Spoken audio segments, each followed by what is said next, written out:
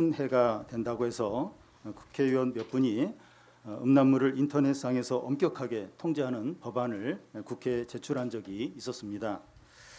이 법안이 통과되면 그 음란물을 인터넷상에서 보는 것이 어렵게 되고 그동안 성인 영상물로 수입을 올리던 사람들이 이제 망하게 됩니다. 이 법안이 실제로 통과가 안 된 것 같습니다. 그런데 그 당시 이 법안이 상정되었다는 언론 보도가 나오자 이 성인 영상물 관련된 사업을 하는 사람들과 10여 명의 남성들이 국회 앞에서 반대 시위를 했습니다. 그때 그들이 피켓을 들고 시위를 했는데 오늘 말씀에 나오는 문구를 그 피켓에 이제 썼습니다. 죄 없는 자가 먼저 돌로 치라는 말씀을 패러디해서 야동을 한 번도 보지 않는 자가 먼저 돌로 치라, 이제 그런 문구를 이제 쓰고 시위를 한 겁니다.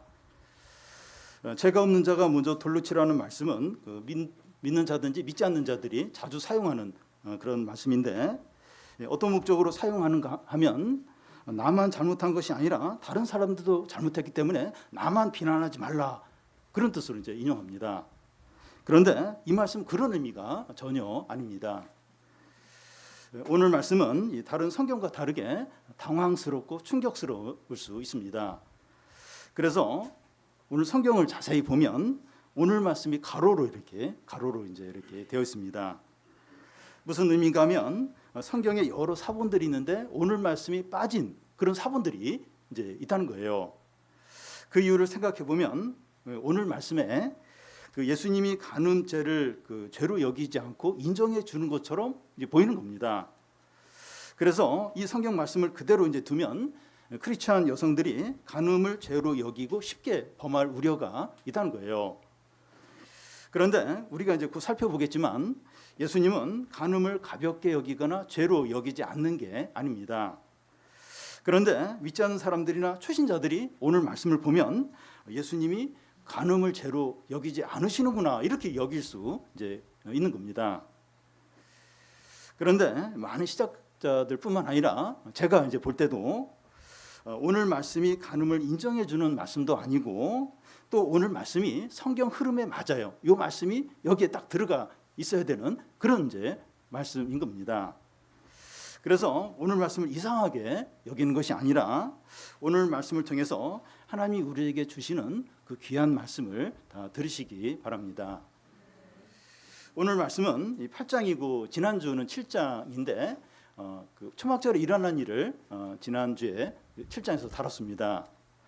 초막절 8일째 되는 날 예수님이 크게 외치기를 누구든지 목마르든지 내게 와서 마시라, 그 배에서 생수의 강이 흐르리라 했습니다. 사람들은 예수가 어떤 자인가 이제 논쟁을 하면서 그리스도다, 아니다, 그리스도는 갈릴리에서 나올 수 없다, 그래서 예수는 그리스도가 아니다, 이런 논쟁을 이제 했습니다.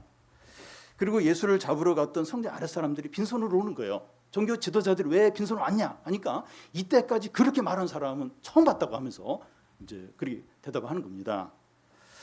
종교 지도자들도 이제 예수가 누구냐 하는 것으로 서로 막 다투면서 논쟁을 합니다.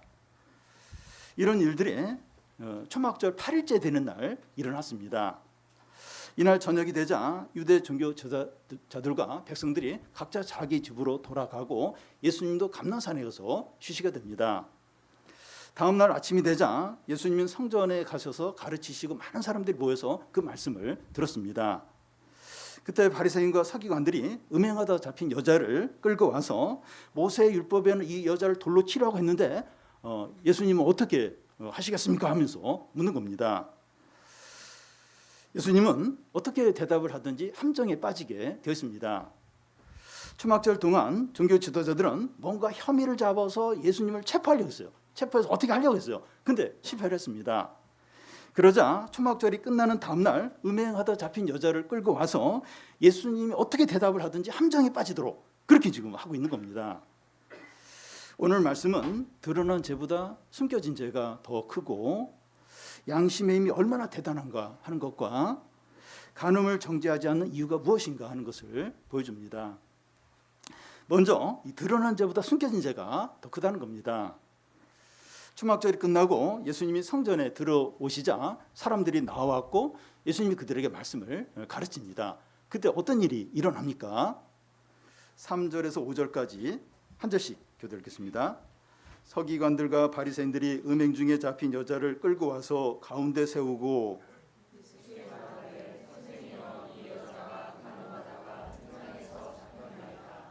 모세는 율법에 이런 여자를 돌로 치라 명하였거니와 선생은 어떻게 말하겠나이까. 예.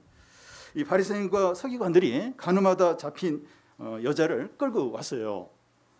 그들은 많은 사람들이 지켜보는 가운데 예수님 앞에 이 여자를 세웁니다. 그러면서 하는 말이 모세 율법에는 가늠하다 잡힌 자를 돌로 치라고 했는데 예수님은 어떻게 말하시겠습니까? 이제 묻는 거예요. 그런데 여기 짚고 넘어가야 될 게 있는데 간음은 혼자 하는 게 아니라 두 사람이 하는 거죠. 근데 남자는 없고 여자만 이제 이렇게 끌고 이제 온 겁니다. 그리고 이 간음한 사람을 처벌하는 게 목적이라면 산헤드린 공회나 대제사장 앞으로 데려가야 되는데 예수님께 끌고 왔다는 거예요. 이 점을 이제 미뤄볼 때 그들은 간음한 자를 율법에 따라 공정하게 처벌하는 데 관심이 있는 것이 아니라 다른 데 관심이 있다는 거죠. 6절 앞에 보면 그들의 악한 의도가 이제 이렇게 나와 있는데 그들이 이렇게 말하면 고발할 조건을 얻고자 하여 예수를 시험에 이르라.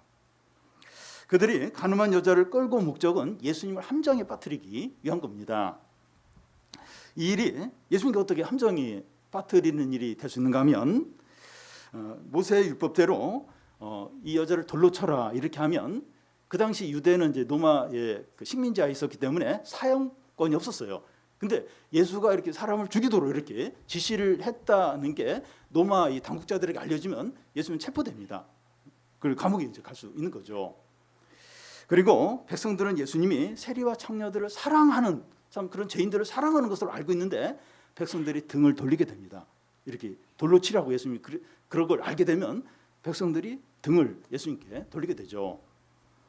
반대로 이 여인을 돌로 치지 말고 이렇게 그냥 풀어줘라 이렇게 하면 이 율법을 이제 범하는 게 되니까 산헤드린 공회가 이제 공개적으로 예수가 모세 율법을 어겼다 이러면서 이제 이렇게 체포하고 또 이렇게 벌할 수 있는 빌미를 제공하는 게 됩니다. 예수님은 이런 상황에서 어떻게 하든지 함정에 빠지게 되어 있습니다.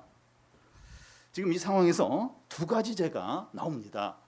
드러난 죄와 숨겨진 죄입니다. 드러난 죄는 여자가 음행한 죄이고 이 숨겨진 죄는 바리새인과 서기관들이 예수님을 이렇게 함정에 빠리려고 악한 음모를 꾸미는 죄입니다. 어떤 죄가 더 큽니까? 음행의 죄도 크지만 예수님을 대적하는 죄가 훨씬 더 크고 무겁습니다. 드러난 죄는 더 커지지 않고 벌받고 끝나요. 그런데 숨겨진 죄는 굴러가는 눈덩이처럼 점점 커져요. 점점 커지고 멸망에 이르게 됩니다. 숨겨진 죄가 하나님을 대적하는 죄라면 더더욱 크죠. 더더욱 심각한 죄가 됩니다. 그런데 사람들은 드러난 죄는 심각하게 여기지 않아요. 드러난 죄를 심각하게 여기고 숨겨진 죄는 무시합니다. 그냥 없는 걸로 이제 생각을 해요. 도덕적인 죄나 세상적인 법을 어긴 죄는 크게 이제 여기지만 하나님을 믿지 않고 위선적이고 불순종하는 죄는 작게 여겨요. 종교 지도자들은 이 겉으로 보면 율법을 잘 지키고 정의를 사랑하는 것처럼 보이지만 실상은 악한 목적을 위해서 한 여자를 일회용처럼 여기고 있습니다. 예수님은 이 죄 지은 여자를 어떻게든 살리려고 해요. 불쌍히 여기는데 이들은 물건처럼 사람을 물건처럼 여기고 있습니다. 자기 악한 목적을 해서 이 여자의 한 인격이나 삶은 그냥 어떻게든지 상관이 없어요. 일회용으로 물건처럼 여기는 겁니다. 우리는 뉴스에서 또 어떤 유명한 사람의 이 범죄를 보거나 우리 주위에서 어떤 사람의 드러난 죄를 알게 되면 거침없이 비난을 하는 경우가 있습니다. 이렇게 하고 저렇게 했어야지 하면서 옳은 말을 쏟아놓습니다. 그런데 우리 안에 숨겨진 죄들을 가볍게 여길 수 있어요. 나는 옳고 모든 걸 잘하고 신앙이 좋기 때문에 다른 사람을 무시하고 함부로 말하는 경우가 있습니다. 죄가 드러나면 창피를 당하지만 해결이 돼요. 그때부터 해결이 됩니다. 그런데 숨겨진 죄는 계속 커져요. 계속 커지고 나중에 이제 드러나면 손을 쓸 수 없을 정도 너무 심각한 상태가 되어버립니다. 우리는 다른 사람의 드러난 죄를 보면서 비난하는데 열을 올리는 것이 아니라 우리 자신의 숨은 죄를 회개하고 믿음을 회복해야 합니다. 바리새인과 서기관들이 음행하다 잡힌 여자를 예수님 앞에 세우고 어떻게 해야 하는지 묻자 예수님이 어떻게 하십니까? 8절 중간부터 6절 중간부터 8절까지 제가 6절 중간을 읽고 한 절씩 교대로 읽겠습니다. 예수께서 몸을 굽히사 손가락으로 땅에 쓰시니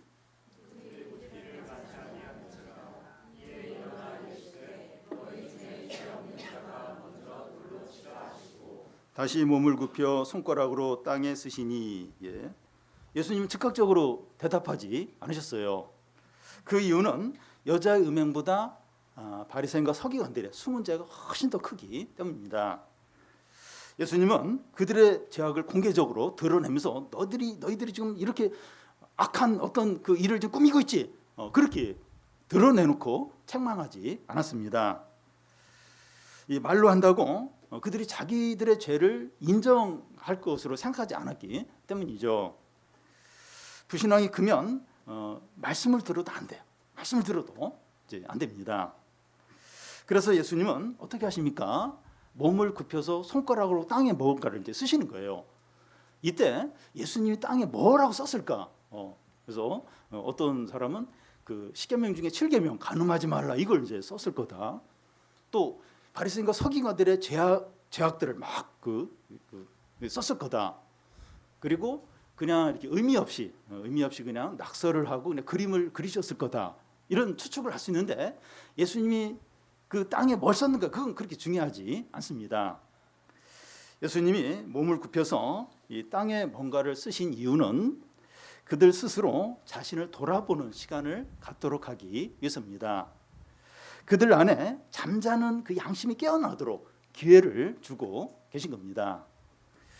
우리들은 예수님이 아무 대답이 없이 땅에 이제 글씨만 쓰니까 답답해하면서 집요하게 질문해요. 선생님, 이 여자를 돌로 칠까요? 말까요? 한마디만 말씀해 주세요. 왜 아무 말씀도 안 하세요? 대답하는 게 겁나십니까? 예스나 노나 한마디만 하십시오. 집요하게 반복해서 계속해서 압박을 하는 겁니다. 침묵이 경우에 따라서는 가장 큰 대답이 될 수 있습니다. 너희들은 이 여자의 처벌 문제에 대해서 나를 지금 함정에 빠뜨리려고 하는데 너희 죄가 얼마나 큰가 한번 생각을 해보라는 거죠. 예수님의 침묵이 이런 무언의 메시지를 던지고 있는 겁니다. 잠시 후에 예수님 몸을 일으켜서 침묵을 깨뜨리고 말을 하세요. 입을 열어 말을 하십니다. 여자를 돌로 치라 하거나 여자를 풀어주라 이런 말을 하는 것이 아니라 너희 중에 죄가 없는 자가 먼저 돌로 치라. 예수님의 말씀은 이 여자가 죄가 없다, 간음이 죄가 아니다 이런 말이 아니에요. 이런 의미는 전혀 예수님 말씀에 들어있지 않습니다. 이 여자는 죄를 지었고 간음은 큰 죄다. 그런데 이 여자의 죄는 드러났고 너희들은 돌로 쳐야 하냐고 하면서 난리를 치고 있는데 너희들에게 숨겨진 죄들이 이 여인의 죄보다 훨씬 더 크고 심각하다. 그걸 이제 침묵 가운데 이렇게 말씀하시는 거죠. 너희 중에 죄가 없는 자가 먼저 돌로 여자를 쳐라 이렇게 합니다. 방금 전까지는 예수님의 압박을 받으셨는데 이제는 사람들이 압박을 받아요. 압박을 느끼기 시작합니다. 그들 안에 잠자던 그 양심이 꿈틀대면서 살아나기 시작하는 거예요. 그동안 하나님의 말씀을 들어도 반응하지 않던 자들이 양심이 찔리면서 어떤 반응을 이제 하기 시작합니다. 여자에게 돌을 던지려고 양손에 들고 있던 돌을 놔요. 놓고 한 사람씩 돌아갑니다. 어른부터 젊은이까지 한 사람씩 자기 집으로 돌아가는 겁니다. 양심의 힘이 놀랐습니다. 세상에서도 양심을 가져야 된다, 양심을 회복하라 이런 말들을 자주 합니다. 어느 집 앞에 사람들이 쓰레기를 아무렇게나 막 버리는 거예요. 그 집주인이 거기에 이제 뭐라고 써놨는가 하면 양심을 버리지 마세요. 이렇게. 학교나 직장이나 사회에서 사람들이 양심만 이렇게 회복이 된다면 얼마나 안전하고 공정하고 훨씬 잘 사는 것이 될 겁니다. 사람들이 양심대로만 하면 너무나 좀 괜찮은 사회가 될 겁니다. 양심을 잘 지키는 이 불신자는 웬만한 신자보다 더 낫다는 칭찬을 받게 됩니다. 그러니까 신자들이 막 이렇게 욕을 먹는데 양심대로 안 하는 경우가 많기 때문에 많은 욕을 이제 오는 겁니다. 우리는 이제 신앙을 강조하면서 양심을 저버리지 않도록 해야 합니다. 이 양심의 역할은 착하고 좋은 마음을 증진시켜요. 악하고 나쁜 마음을 억제합니다. 거짓말을 하거나 죄를 지으면 양심이 찔리면서 억제하는 효과가 있습니다. 그래서 우리의 믿음도 중요하지만 양심이 살아날, 양심이 신앙도 중요하지만 우선적으로 양심이 살아나야 돼요. 우리의 신앙은 양심 이상이 되어야 되지 양심 이하가 되면 안 됩니다. 신앙은 엄청나게 좋다고 하는데 양심대로 하자. 양심이 없는 것처럼. 우리의 신앙은 양심 이상이에요. 양심 이상이지 양심 이하는 아닙니다. 양심도 없는 신자가 되면 안 돼요. 신앙은 두 번째 치고 양심이 없는 신자가 되면 안 됩니다. 그런데 양심에는 한계가 있습니다. 착한 마음대로 행하거나 나쁜 마음을 억제하게 하는 강제성이 없습니다. 양심이 찔려도 무시하고 행동하면 양심은 어떻게 할 수가 없어요. 양심이 막 찔려서 그거 안 해야 되는데 그냥 무시하고 그냥 해버리면 양심은 더 이상 어떻게 못한다는 겁니다. 양심은 강제성이 없고 힘이 없는 게 한계입니다. 한계예요. 그리고 양심은 우리를 구원하지 못하고 그리스도에게 인도하지 못합니다.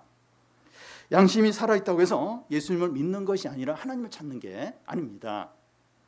아무리 양심적이고 정직한 분인데 예수님을 끝까지 믿지 않는 분들이 있어요. 진짜 양심적이에요. 진짜 정직해요. 근데 끝까지 예수님을 안 믿는 분들이 있습니다. 예수님께 여자를 끌고 온 사람들은 너희 중에 죄가 없는 자가 먼저 돌로 치라는 말씀을 듣고 양심이 찔려서 집으로 돌아갔어요. 양심대로 한 거죠. 그런데 이게 양심의 한계입니다. 양심에 찔렸으면 자기 죄를 회개하고 예수님 앞에 무릎 꿇고 예수님을 믿어야 했죠. 양심에 찔리면 그렇게 했어야 했습니다. 그런데 집에 돌아가기만 하고 예수님께 나아가지 않은 거예요. 이게 양심의 한계입니다. 그래서 우리 양심이 그리스도의 핏부림을 받고 성령으로 변해야 됩니다. 우리 믿는 사람이 양심이 회복되는 게 중요해요. 그런데 그 양심 그것만으로는 안 된다는 거예요. 부족하다는 거예요. 그리스도의 핏부림을 양심이 받고 성령으로 이 양심이 변해야 돼요. 새로워져야 됩니다. 이것이 신앙 양심이죠. 이런 양심을 신앙 양심이라고 합니다. 믿지 않는 사람들 중에 자기는 목에 칼이 들어와도 양심대로 한다. 이렇게 참 대단한 분들이 있어요. 나는 양심대로 할 말 하고 할 거 한다 이렇게 하는 분들이 있습니다. 우리는 어떤 고난이나 유혹이나 또 손해가 있더라도 신앙 양심에 따라서 행하는 거죠. 아니 믿지 않는 사람들은 자기 양심에 따라서 모든 걸 손해볼 각오를 하고 그렇게 하는데 믿는 우리는 이 신앙에 따라서 신앙 양심에 따라서 더더욱 그렇게 해야 되죠. 우리에게 이 성령으로 거듭난 신앙 양심을 갖는 게 너무나 중요합니다. 양심을 회복하는 건 기본이고 이 신앙 양심을 회복하는 게 너무나 필요합니다. 그래서 언제나 어떤 상황에서 사람이나 손해나 위협을 두려워하지 않고 신앙 양심대로 행하시기 바랍니다. 예수님은 이 무리를 다 떠나고 여자만 혼자 남은 걸 아시고 어떻게 하십니까? 10절 11절을 한 절씩 교독하겠습니다. 예수께서 일어나사 여자 외에 아무도 없는 것을 보시고 이르시되 여자여 너를 고발하던 그들이 어디 있느냐 너를 정죄한 자가 없느냐.